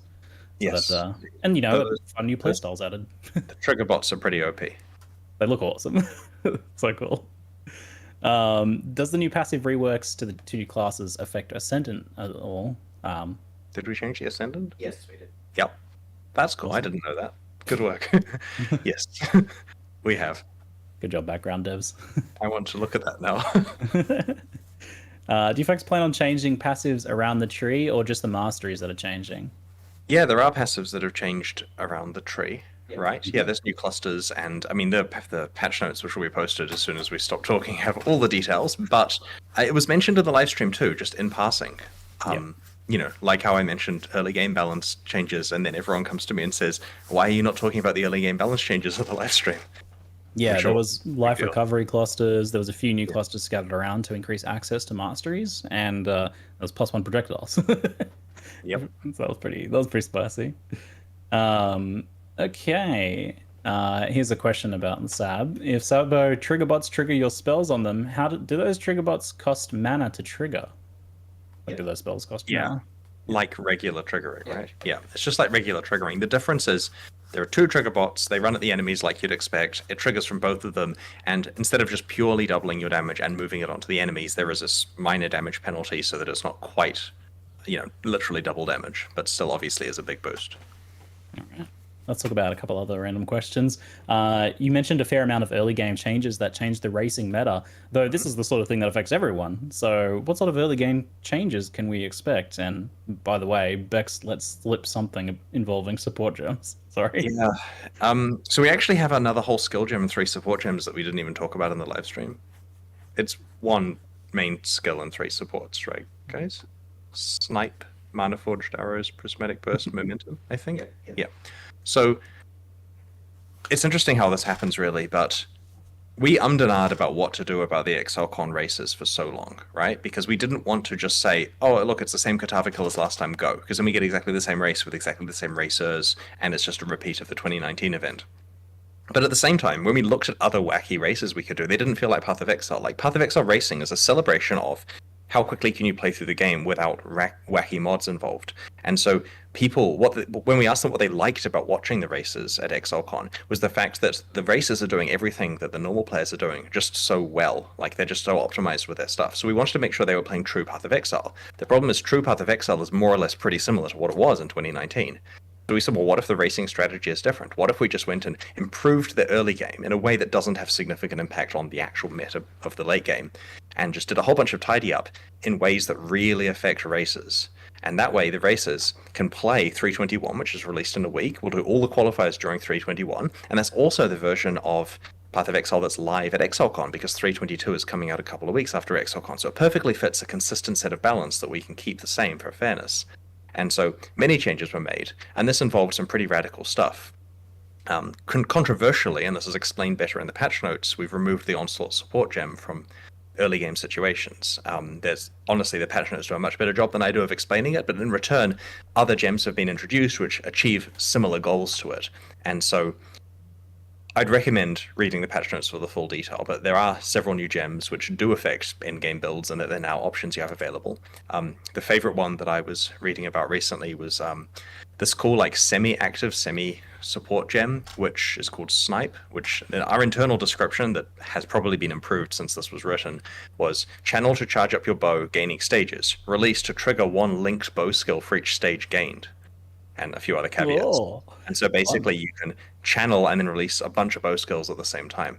So cool stuff like that has come out of this. And yeah, it's, balance changes. There's going to be some nerfs in there. There's going to be some buffs, but they do not have a large impact on endgame Path of Exile. So when reading the patch notes, take it with a bit of a grain of salt at the fact this is aimed at the early game.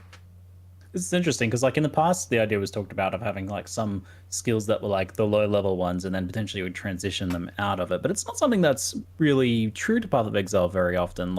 Most of the time, most things that you can use in early game are end game viable as well. So this is kind of more a design of having some things that potentially are very early game and not really necessarily intended for late game. Yeah. Do you think you'll explore skills more in that realm in the future as well? And is that, something that Path of Exile 2 will feature more? Well, Path of Exile 2 gives us an opportunity to somewhat tidy up what skills there are, and we're moving things around between levels and basically having a chance to, because it's a game that obviously involves many changes, having a chance to actually review stuff. So that helps with us working out what are the early and high versions of things. Obviously, we can make those changes in current Path of Exile 1. It's just that it comes at a cost where we take something and break it for high levels, or take it away from early levels and suddenly build, say, hey, I was using that. And, there's certainly a live cost to that. Now, I see a few things come up in chat repeatedly, so I'll touch on those. Some other Ascendancy players... What was that? I was asking, they want us to log in? That's certainly that. Okay. There's a few other Ascendancy players who want reassurance that their Ascendancy will be addressed. I see Gladiator mentioned a lot. Yeah, we could list the 17 Ascendancies. We don't yet know which ones are coming. There's... Shall I tell a story? Okay, I'm going to tell you a story. Sorry, everyone who was on patch notes. We're getting story time instead. We wanted to nerf all the Ascendancies in Ruthless for power reasons. And so we looked into what that would involve. Pretty quick numeric nerfs.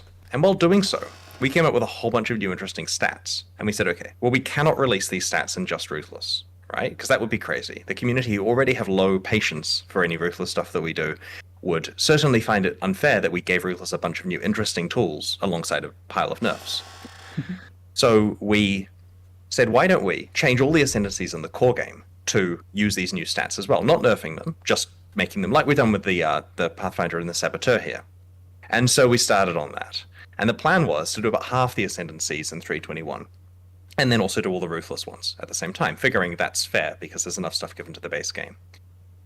Unfortunately, we didn't get it to a state where it would actually be releasable. Many of those Ascendancies were going well, but they weren't quite finished. The internal feedback was to the point where it felt a little bit like a nerf in some cases, or it felt too much like a buff, or we weren't quite there, and we obviously can't release it unless we've had time. So then we had a situation where we're really happy with the Pathfinder and Saboteur. They're going great. And all the Ruthless ones are sitting there with new stats on them. And so we intentionally undid all the Ruthless changes there to stop there being an outcry, and so that we get more time to sit on it and work out what we're doing in the base game. And so the intention is that we do have stockpiled a large number of Ascendancy changes from when we get time to do it properly, which hopefully will include many in 322. And we just have to work out politically what we do with said Ruthless changes, because I would love to release them. I mean, they're not quite ready. I'm not saying we want permission to put them in 321, but we're at some stage likely to debut that set of stuff, because we do feel the power level of Ascendancies and Ruthless is too high relative to items. And so, long story short, in answer to the question of when did the other Ascendancy classes get some love, the love is half done. And so, yeah, it's coming. The political intricacies at play here.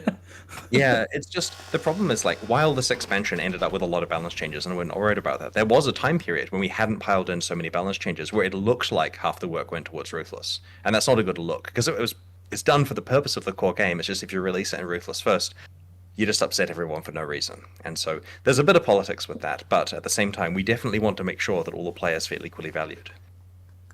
Since you brought it up, let's chat Ruthless a little bit briefly. Will it have its own unique cosmetic rewards now that it's getting challenges? And if so, how many? It has the same cosmetic rewards as the base game. This is another case here of trying to go for fairness. You can either earn the cool armor set by playing regular Path of Exile or by playing Ruthless. I don't know which is easier. There are fewer challenges in Ruthless, but it's quite hard to do those in Ruthless. Mm-hmm. So, yeah, it's difficult to say. I recommend working out what your capabilities are and doing it in that mode. And there is a different totem flag. So if you do complete the challenges in Ruthless and in the base game, you technically get 2 hideout totems to show that you did. A bunch of people have had a chance to play Ruthless and try it out. There's been some discussion of the difficulty and whether it's a fun type of difficulty or rather where it's just slower. How do you feel about the initial version of how it's played out and the types of challenge that it offers?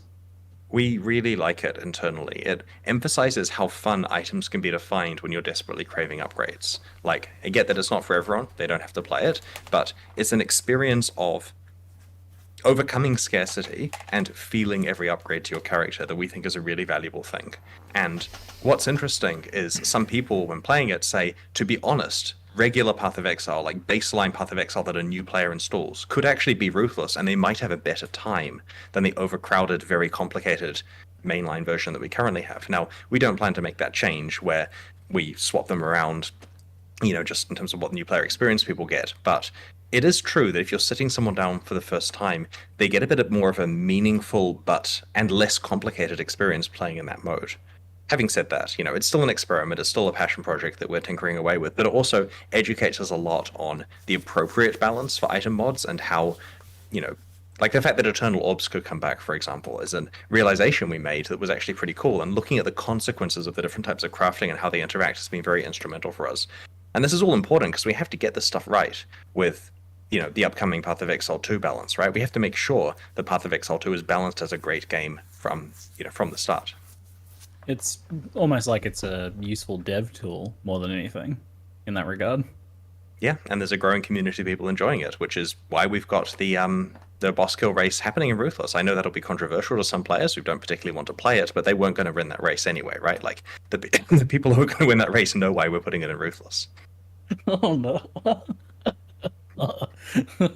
Damn. We also don't know if it even is winnable. Like, to emphasize here, Ruthless, Solo Self-Found, Hardcore, both pinnacle bosses. Right? That's hard. Yeah. There's a ticking clock before those ExileCon tickets aren't valid anymore, right? You know, the event. It would take me that entire time to get there, that's for sure. For my own experience, a lot of the early game feelings I had echoed what you were talking about with, like, the changes were very effective in making you really, like, feel gear upgrades and think about how you play your character, and those sorts of challenge changes were really effective. For me, though, where it fell apart was actually at that end game, where the scarcity, the economy, and the map drops were so slow that even when I felt ready, I couldn't really progress in end game at what I felt like it was a reasonable pace. Even dedicating the entirety of my currency supply towards maps. I was still kind of blanking and dropping back down to low white tier maps. And I've seen plenty of people break through this wall, so it's certainly possible, but it is slow and it bears mentioning, I think. How do you feel about, like, the end game progression there? So we've made some adjustments to this in 3.21, but we don't want to overshoot them. Come on, guys, we don't wrap want it to up, just man. dramatically swing something in a way that makes maps sustain too easy.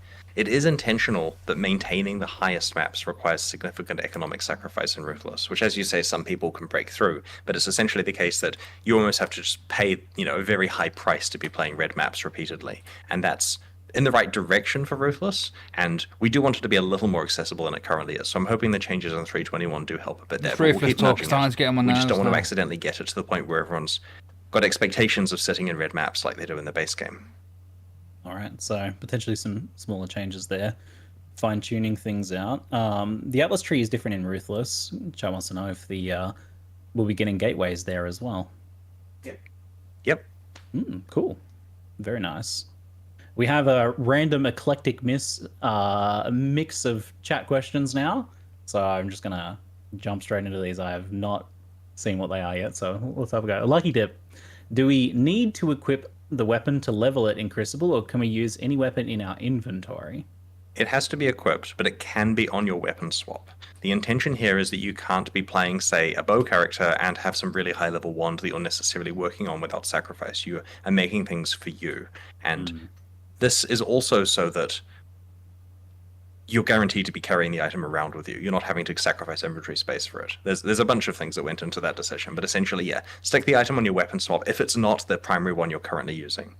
Does that work if the item's disabled? Because you can do some stuff where you, like, put an Astramentus on and then equip the item and then take the Astramentus off and it goes red, but it's still equipped. We'll find out. Okay. Now chat's just doing the classic Q&A thing where they're spamming melee ? Like, there's a question there. You do know that questions involve a few more words than that usually, but you know, maybe that's enough for you to work off. Melee? So in the last expansion, we intentionally introduced a large number of Val skills and some other melee changes. And so the intention with the melee Val skills was to raise the power level of all of those skills because periodically you get to play them in God mode for a few seconds. And we haven't made as many melee changes in this particular release here, and that's partly because there are, you know, the other 90% of players also would like balance changes. So we definitely have it on the radar to keep an eye on, but there's nothing else in 3.21 apart from what you'll see in the patch notes rather soon. Yep. So advanced skills and masteries and a couple fine tunes here. So have a read in a second when I stop talking. What happens if you animate a weapon with a Crucible tree? Whoa. It No, works. I only 10% of bigger shots. Do you expect less from Path of Exile? No, I expected it to work. Actually, I'm impressed because I imagine there's some complicated things there. But I shouldn't have done a dev check there. I should have eye contact with the camera. It works, and then quickly, they scurry to make it work. Even things that like allocate passives, does that work? Because they don't have a passive tree, right? Surely those don't work. There's the ones that make sense for it to work will work, but I don't think. Oh, like Master Fletcher, for example, right? Oh. It should work. It should work. Like, at the end of the day, right? Animated guardians and animated weapons are just, like, entities that get stats, right? Like, if you give an animated weapon +1 arrows or something, it's going to fire +1 arrows, like a monster would, like the player would. Yeah, but you're giving it a passive that then gives the +1 arrows. That implies they have a passive tree. Does that imply they have a soul? Oh, it's technically that we're not giving it the passive. We're giving it the stat and we're calling it the passive. But we're getting into, like, internals here. Maybe we are giving it. Anyway, we're fine. It'll work. Do animate guardians have souls? That raises ethical questions. Oh god, okay. Does things like pack size affect Crucible? I assume map modifiers will in general, right? So here's an interesting one. The items that are shown in the live stream do include pack size on those the rare maps there, and that doesn't affect the Yeah, so in the in-game area, pack size doesn't exist. In regular maps, pack size does influence the value of the monster's spin spawn. Right, okay. Yep, so the bit I was getting at was more of a side point, which is that pack size doesn't exist on the endgame maps that, the Crucible specific ones. The pictures on the live stream do show it. That's because we hadn't removed it at that stage, and this is because it had no way of really juicing up the size of the encounters you're finding there, so we went with quantum rarity instead. With regard to the base game, if you get pack size on your maps, it will increase the value of the Crucible monsters in their encounters, so it is beneficial to have it. Once upon a time, did you entertain the idea of permanent skin transfers, destroying an item to create a permanent NTX? Is there any word on this, or has it been abandoned as unfeasible? It's hard, and we haven't done it yet, but it's certainly something that we don't have philosophical problems with. Okay. All right, chat. You been spamming anything else? I'm gonna go log in soon. Yeah, log in. Is that the spam? Play some Crucible. It's still typing melee.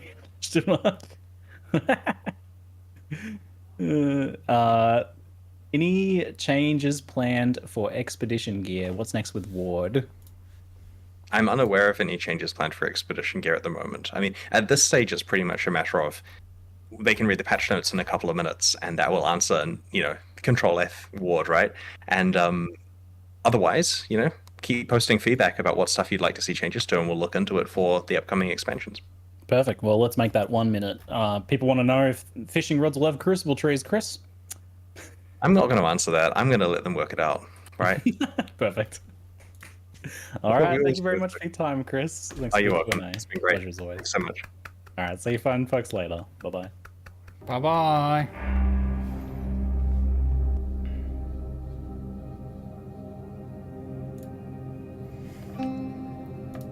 Well, that dragged on a little bit, didn't it, towards the middle there, that live stream. Talking about bloody Ruthless. No one bloody cares about him, man.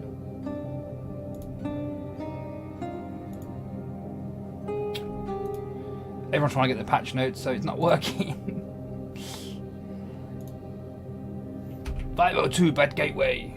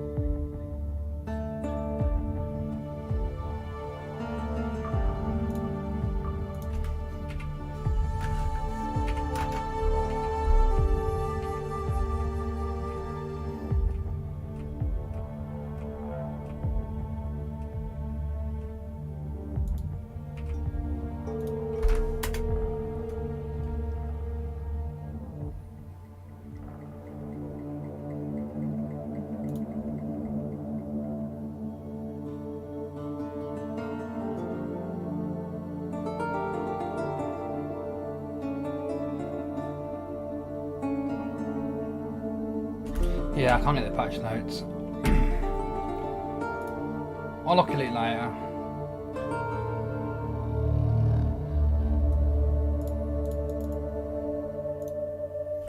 Anyway, I hope you enjoyed that. I didn't do a lot.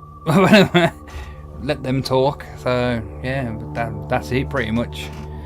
What's tomorrow? Tomorrow's Friday. I might not stream tomorrow. I might be back Saturday.